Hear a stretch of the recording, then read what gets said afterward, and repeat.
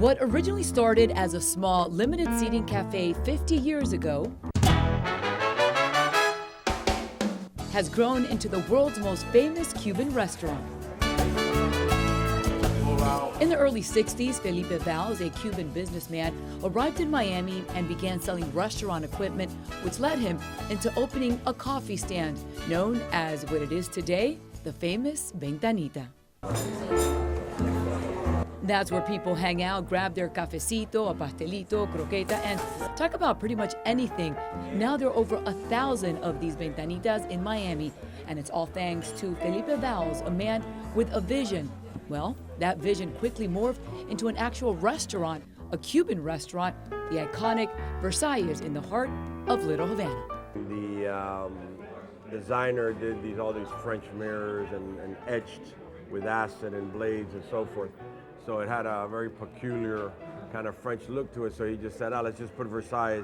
It's more a Cafe Versailles kind of thing, and that's how it opened. They first opened their doors in 1971. Since then, they've expanded, but the feel and decor remains the same. Felipe Valls Jr., now leading most of the operations, has been by his father's side every step of the way. Did you ever imagine that it would be what it is today, known as the world's most well-known Cuban restaurant? No, it really was just the fact that it's singular. There's only one. The one and only, for sure.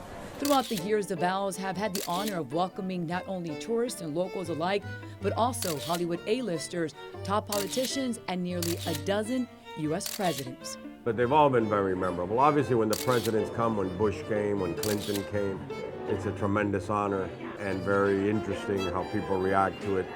President Clinton had a buffet, a Cuban buffet back in the mirrored room. Bush came various times, and we gave him a guayabera. And if these mirrors could talk, they'd have quite the story to tell. As for the younger Valls, they have their own stories to share. Well, when I was little, it was more of like, there's this big place with a bunch of mirrors that I can run around and sneak into the bakery and take candy and stuff. And as they celebrate their 50th anniversary, Nicole, one of Felipe Valls Jr.'s 6 daughters, who also works in the family business, says they are grateful for Versailles, but more importantly, to the city for giving it life. And I always say that Versailles isn't ours, it belongs to the city of Miami. It's bigger than us. It's just part of the Cuban American community here in Miami. They really are an incredible family with such a great story.